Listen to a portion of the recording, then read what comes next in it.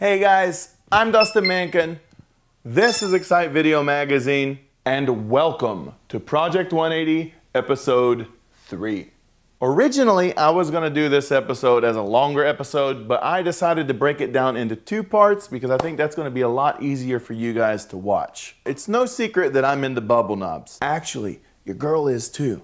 She just doesn't call them shift knobs. I even had one in my old Cube. I picked this guy up at Super Auto Box for about $35. Of course, it's just sitting here now, but at the time I felt like I really needed it. In retrospect, I don't really like them for spirited driving though. When we left off last time, I was working on the front bumper, but my ADHD directed me to immediately take the rear wing off. After that, I just removed the legs and I was trying to clean it up and sand it down so I could get some primer shot on it. But a guy that owns a garage, specifically an S chassis garage, came by while I was working and told me I should just come to his garage and work on it there. And we would work out something. I would pay for the materials and stuff like that. And you know what? It was really, really awesome. That's one of the best things that's ever happened to me. Since I had already started on the wing, I just decided to finish that up.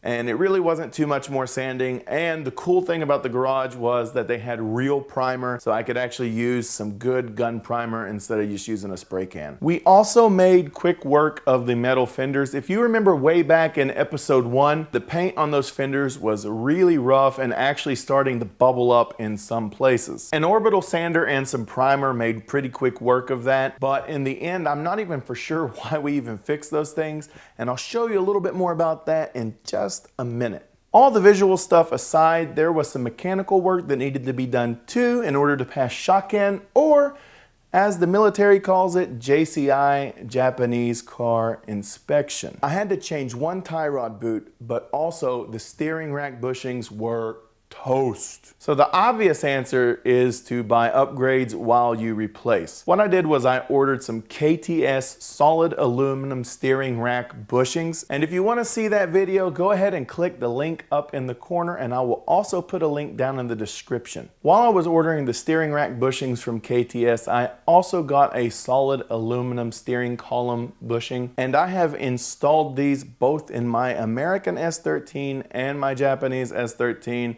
And in America, I did it while the engine was out and I was doing a swap, and in Japan, I did it while the engine was in. I would recommend that if you have a swap coming up, just go ahead and wait until you do the swap because it was a really big pain. I thought it would be easier with the engine in on the Japanese car instead of on the American car because of right-hand drive. It just turns out there's different stuff in the way. It's a tedious, small, aggravating job. The steering rack bushings were really easy though. All you have to do is remove the caps that hold the rack down to the cross member and then slide them in. Some people talked about freezing them and they fit tight, but in my car they fit perfectly. After I tightened them down, they were good to go, and I can tell you that the steering column bushing along with the steering rack bushing really made the steering feel a lot more responsive. At that time, I had not done any other suspension mods, so it was really easy to tell what actually improved it, and I really recommend these guys. Back to the body, the roof was in really bad shape on this car. It was oxidized and the clear was in really bad shape from sitting unprotected in the sun for years. After knocking down the cruddy clear coat with 400, we went around the windshield wiper sprayer hole with some 80 grit, and we took it all the way down to bare metal so we could shave the rear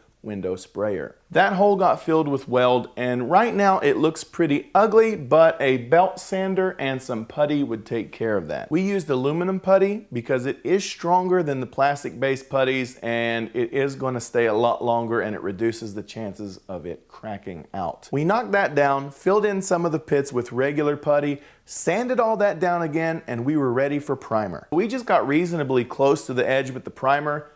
We knew that we were going to deal with all that when the glass came out. It was so, it was so awesome to see everything coming together. By the way, this neighbor hates me, but I hate him too. The next day we were back to shaving everything we could like a college co-ed the day before her big video debut. While the garage owner was using a dent puller to get some dents out of the side, I was busy removing the windshield wiper and the windshield wiper motor from the rear gate. Check out this awesome duct tape job keeping water from getting into my trunk from the spoiler holes. The DA quickly took us down the metal so that we could get a plate welded in to shave the rear wiper hole. After that, a belt sander took care of all the welding blobs so we could get that guy filled in. There was some rust down by the mirror that needed killed and filled as well, and when we took off the rear mirror, we also noticed some rust hiding behind it, but we're going to take care of that another day because we are running out of light and we have got to get this guy primed. As it got dark, the garage owner had a present for me. Some dusty but appreciated Ganador knockoff mirrors. I took off the masking paper and tape and bolted my new mirrors on. This day was over and the filling, sanding, shaving, grinding, all of that had me worn out, so we just decided to call it a day. So many people have helped me out on this project. The garage owner gave me the mirrors, and he had another surprise for me too. More on that in just a minute. But one of the garage customers actually gave me side skirts, and it's pretty awesome. They're Type X replica side skirts. It's FRP. And the coolest thing about them was that they had the little line running so it looks like they're two pieces like the factory units. They came with some black spray paint on them, so we put some thinner on a rag and let it sit. When the paint wrinkled up, it was easy to wipe off and the rest could be sanded. After that, we filled in some of the rough areas like this and refiberglassed some of the broken corners. We shot some filler primer and sanded, then used glazing putty and sanded. Then we shot the last coat of primer and we will sand when it's time for paint. In the middle of all this, I took off the turn signals and the little grills that hold them in on the Koki Type X front bumper. I also took off the headlight surrounds and the garage owner painted them in some KH3 single stage black that had a little bit of dulling agent mixed in to make it a real pretty satin color. Now we're all staring at the elephant in the room, my chipped glass. This is probably the most expensive thing on this project up to this point. But a cracked glass is a big no-no for the Japanese inspection. Cue money spending and hard work. The interior was stripped down a bit and some wadded up cardboard was stuck between the headliner and the roof to give us a little bit of room to work. We used a glass seal cutter which helped us get the glass out, which was then discarded. It is really scary looking at the stuff that you couldn't see when you bought the car. Look at the rust in this corner.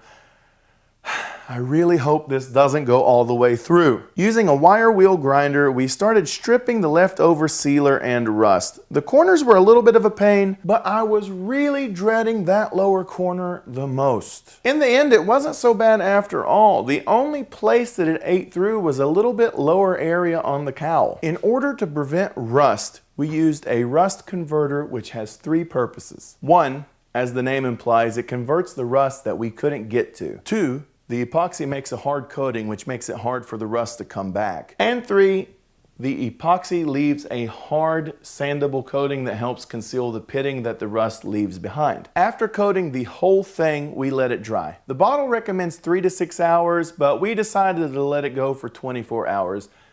Night came and we went home. When the next day came, we pushed it into the garage so that we could weld up some of the holes that the rust had made. I also sanded all of the epoxy down, primered that, and then sanded the primer down as well. As the primer was drying, I was prepping the roof garnishes as well as the B-pillar garnishes. Yes, those B-pillar garnishes that I just did in the last video. Everything is getting KH3 black to match the roof because yes, this 180 is going to be two-tone. I had to go teach, so we decided to paint the roof and put the glass in the next day, but the owner had other ideas. While I was at work, he painted the trim and the roof and installed the glass, all for 80 bucks. And if that wasn't enough, they had another gift waiting on me, a busted set of wide fenders. It really was awesome though. Not only did I get free wide fenders, but they were going to teach me how to repair fiberglass, which